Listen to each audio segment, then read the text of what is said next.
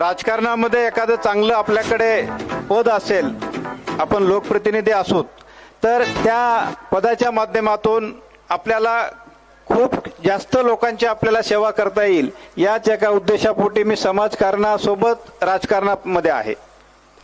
मी माझा मुख्य उद्देश राजकारणात येऊन काही पैसे कमवणं नाही.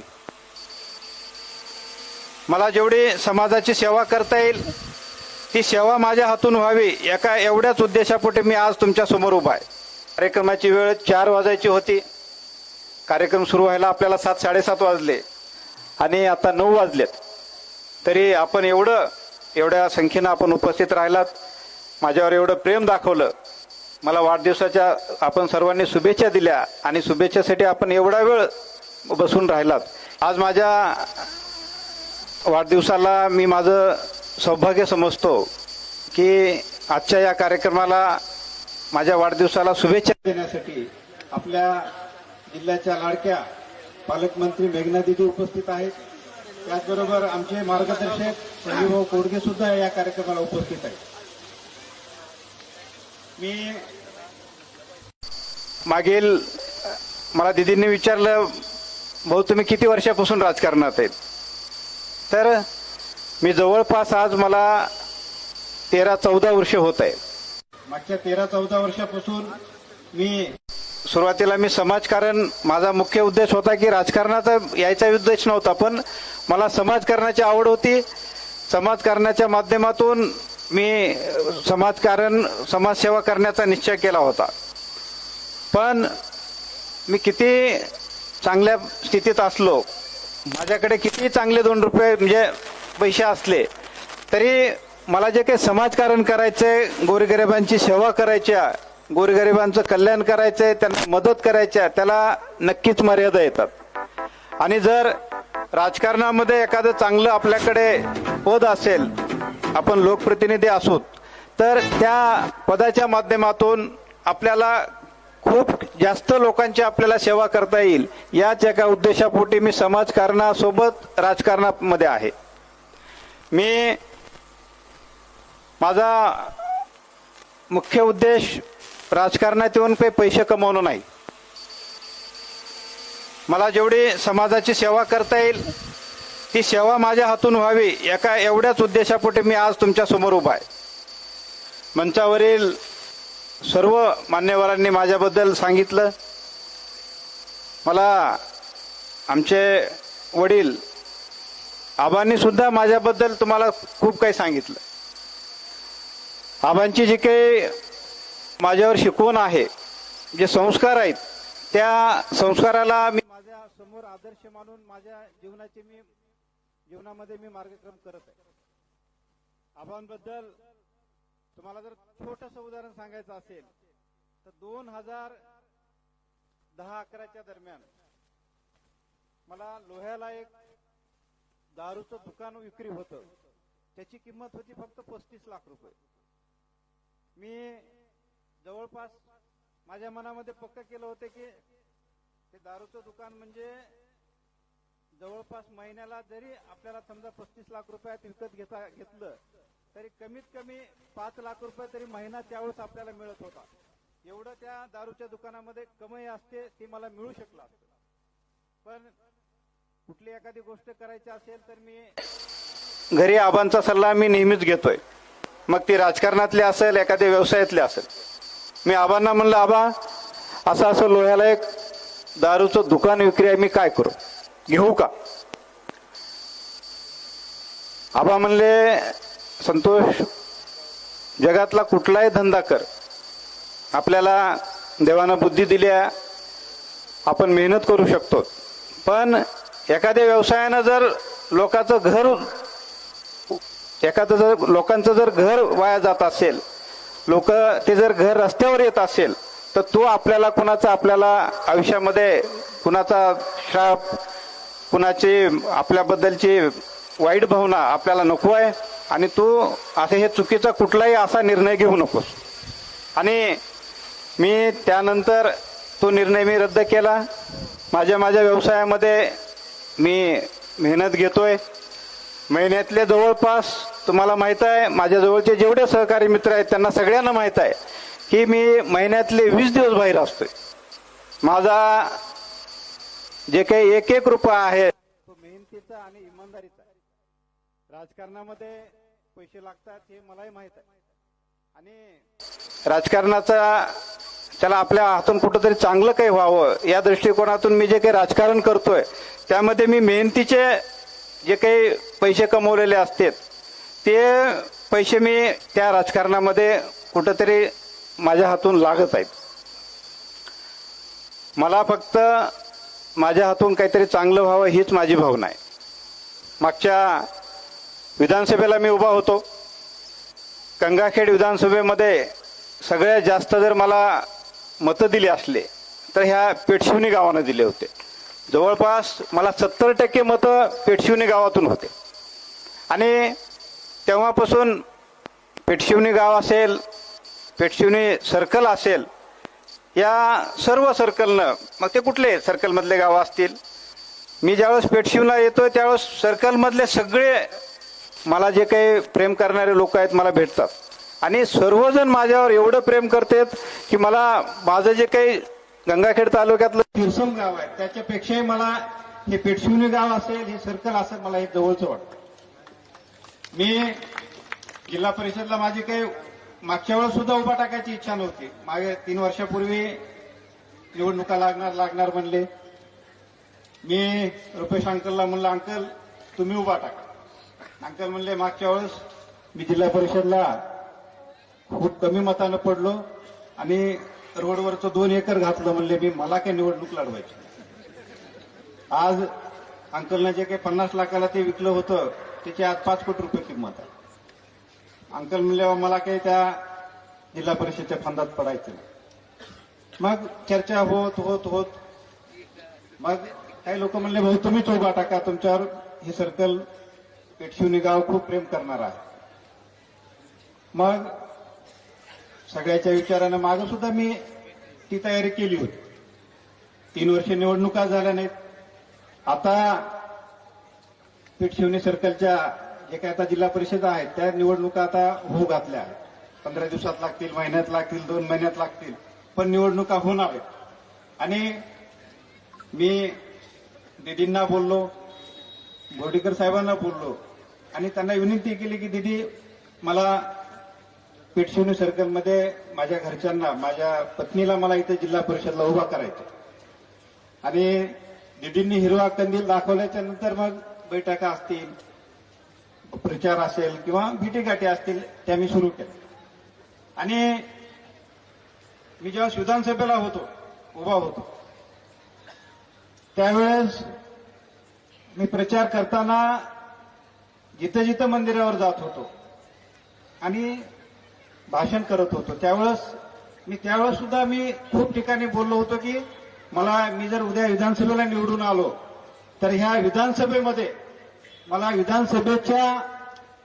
तुमच्या विधानसभेमध्ये मला त्याच्यातून पैसे कमवायचे नाही. त्याचप्रमाणे मी जे काही आता इथे जिल्हा परिषदला उभा टाकतोय, आपलं हे सर्कल असेल, गाव असेल, या गावामध्ये जे काही शंभू महादेवाचं मंदिर आहे, पेंडूला तुकाराम महाराजांचं मंदिर आहे, भोगावला आपल्याला हनुमानाचं मंदिर आहे. तुम्हाला या मंचावरून तुम्हाला सांगतो, मी उद्या जिल्हा परिषदला उभा टाकणार आहे. पक्ष मला दीदीच्या माध्यमातून तिकीट देणार आहे आणि तुमच्या कृपेनं मी जर इथं निवडून आलो जिल्हा परिषदला तर तुम्हाला मी या मंचावरून तुम्हाला मी शपथ घेतो की जिल्हा परिषदमध्ये कितीही कशाही प्रसंग आला, आता जिल्हा परिषद ह्या खर्चिक निवडणुका आहेत, मला देवानं खूप दिलंय. मला जिल्हा परिषद मधून मला तुमच्याकडून, तुमच्या जिल्हा परिषद सर्कलमधून मला 1 रुपया कमवायचा नाही. मी तिन्ही देवाची, इथल्या तिन्ही मंदिराची जे काही आपल्या सर्कलमध्ये त्याला मानते, मग पेठशिवणीचं मंदिर असेल, भोगावचं मंदिर असेल, पेंडूचं मंदिर असेल, मी शपथ घेतो की पेठशिवणी सर्कलमध्ये मी निवडून आल्याच्या नंतर एक रुपया सुद्धा जिल्हा परिषदेच्या माध्यमातून मी कमवणार नाही. एक रुपयाचा सुद्धा मी भ्रष्टाचार करणार नाही. तुम्हाला मी देवाची शपथ घेऊन मी तुम्हाला वचन देतो आणि विनंती करतो की खरंच जर पेठशिवणी सर्कलचा आपल्याला विकास करायचा असेल तर तुम्ही येणाऱ्या निवडणुकीमध्ये मला प्रेम द्या.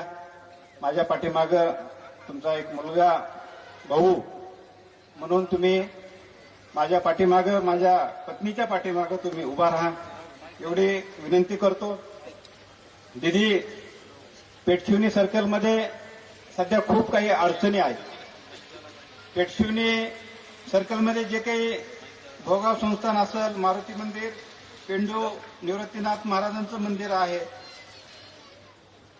पेठशिवणीमधील महादेवाचं मंदिर आहे, ह्या तिन्ही मंदिरासाठी दीदी आम्हाला तुमच्याकडून, तुमच्या डीपीडीसीतून तुम्ही पालकमंत्री आहात, तुम्ही आम्हाला निधी द्या. कमीत कमी आम्हाला ह्या तिन्ही मंदिराला कमीत कमी सध्या आम्हाला कमीत कमी 25-25 लाखाची गरज आहे. मी तुम्हाला या मंचाच्या माध्यमातून, माझ्या माध्यमातून तुम्हाला विनंती करतो दीदी, डीपीटीसीच्या माध्यमातून तुम्हाला शक्य होईल तेवढं निधी तुम्ही आम्हाला द्या. त्याचबरोबर हे जर सगळं करायचं असेल तर एक चांगला आपल्याला विकास आराखडा करावा लागेल. पेठशिवणी गावामध्ये एक सगळ्यात महत्वाची अडचण पिण्याच्या पाण्याची. इथलं जे काही पिण्याच्या पाण्याची योजना होती तुम्हाला माहित आहे. तुम्ही व्हॉट्सअपवर काही लोक पोस्ट टाकते की पेठशिवणी सर्कलची, पेठशिवणी गावची पाणी पुरवठा योजना ही बोगस झाली. ही योजना माझा मेवना संदीप सानपच्या नावावर काम सुरू आहे. एवढी मार नको. मी विधानसभेला उभा असताना जे काही 65 गावची योजना त्यावेळेस इस्टिमेट करणं चालू होतं.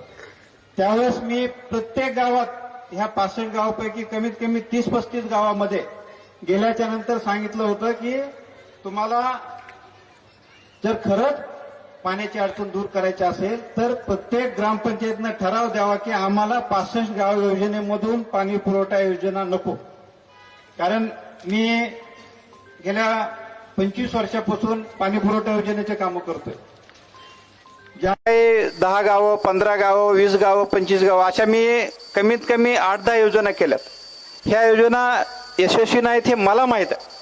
म्हणून मी पोटतिडकीनं सांगत होतो की तुम्ही सगळ्यांनी आज जर ग्रामपंचायतनं ठराव दिला की आपल्याला 65 गावच्या योजनेतून आपल्याला पाणी पुरवठा योजना नको आहे तर ही योजना होणार नाही आणि तुम्हाला स्वतंत्र पाणी पुरवठा योजना मिळेल. त्यावेळेस कुणा ऐकलं नाही. 65 गावच्या दिदी, आज आपण पाणी पुरवठाच्या आपण राज्यमंत्री आहेत, ही 65 गावची योजना पूर्णपणे फेल आहे. 65 गावची योजना काय की सगळ्या गावापर्यंत 65 गाव, लिंबोटी धरणावरून ह्या सगळ्या 65 गावच्या गावापर्यंत पाणी आणून सोडायचे.